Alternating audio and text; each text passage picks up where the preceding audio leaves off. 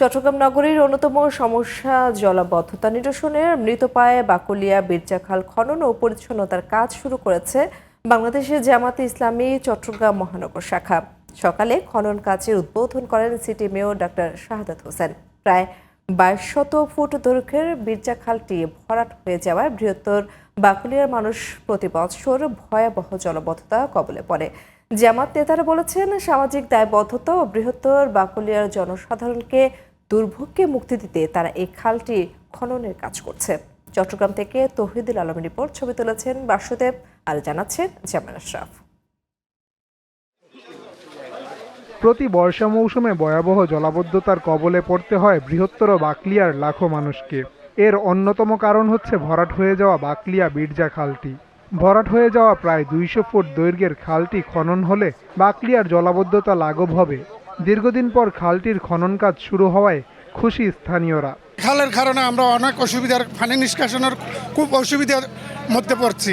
এলাকাবাসীর জন্য উপকৃত হবে না, শুধু পুরা বাকলিয়ার জন্য উপকৃত হবে। এটাতে এলাকাবাসী দীর্ঘদিনের এই যে জলাবদ্ধতার থেকে মুক্তি পাবে।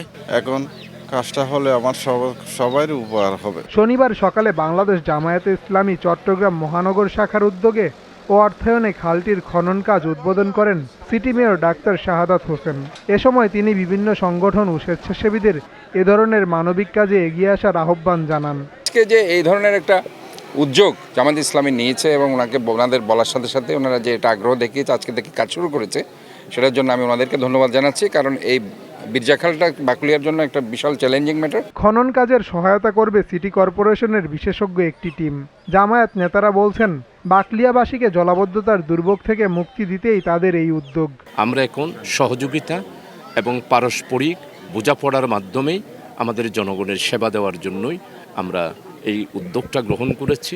খালটি খননে প্রায় 1 কোটি টাকা ব্যয় হবে এবং 1 মাসের মধ্যে কাজ শেষ হবে বলে জানান প্রকল্প সংশ্লিষ্টরা।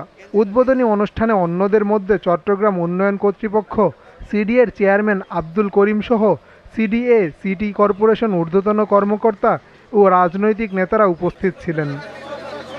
জামান আশরাফ, জিটিভি নিউজ।